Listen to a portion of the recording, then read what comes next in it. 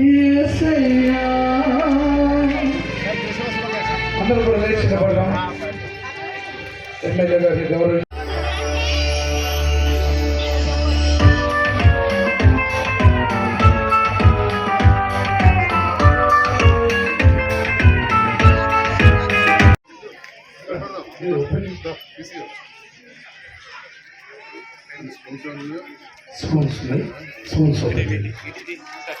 చప్పట్లు కొడదాం.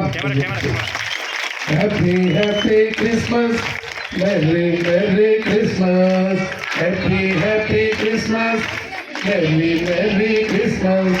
యేసయ్యా పుట్టినరోజు గొప్ప పండుగ, యేసయ్యా పుట్టినరోజు గొప్ప పండుగ, గొప్ప పండుగ, గొప్ప పండుగ, పండుగ. హల్లెలూయా హల్లెలూయా.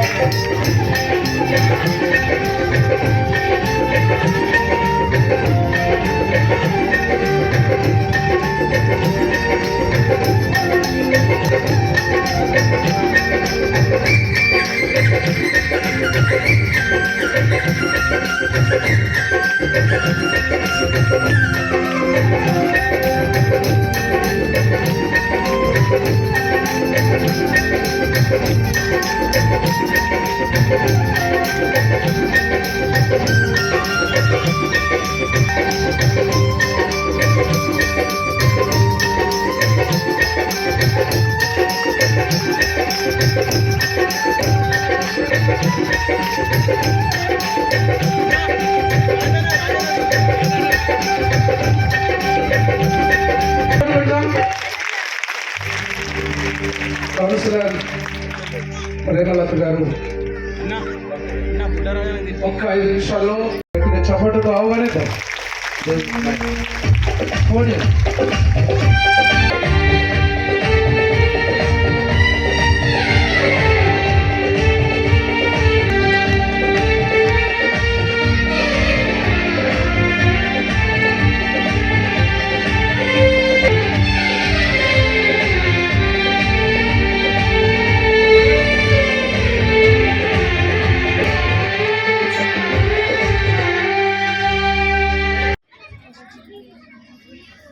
మన జగిత్యాల నియోజకవర్గ శాసనసభ్యులు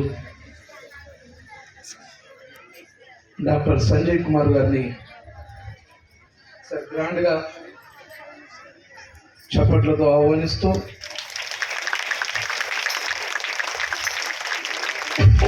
పిలవగానే ఫోన్ చేయగానే పలికే మంచి మనసున్న ఒక ఫోన్ కొడితే మాట్లాడేటువంటి వారు బిజీ ఉన్న కాల్ బ్యాక్ చేసి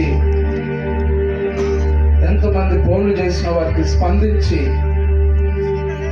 జగిత్యాల నియోజకవర్గంలో మంచి సేవలు అందిస్తున్నటువంటి సంజయ్ సార్ని ఒక పేరు తెచ్చుకున్నారు. జగిత్యాల నియోజకవర్గ అభివృద్ధి ప్రదాత అలాంటి ఎమ్మెల్యే గారు మన మధ్యలో ఉండడం సంతోషం. ఒకసారి అలాంటి క్రిస్మస్ పండుగ ఈనాడు యేసురక్తం చర్చిలో పాస్టర్ లాజరస్ గారి ఆధ్వర్యంలో జరుపుతున్న సందర్భంలో ఇక్కడికి వచ్చిన యేసు ప్రభు విశ్వాసకులకు వారి కుటుంబ సభ్యులకు నాతో పాటు నా వెన్నంటి ఉన్న వైస్ చైర్మన్ శ్రీ గోలి శ్రీనివాస్ గారికి, సోదరి ఈ ప్రాంత ఆడబిడ్డ మా కులగాని ప్రేమలత గారికి, అదేవిధంగా సోదరు నన్ను ఆహ్వానించాను. దాదాపు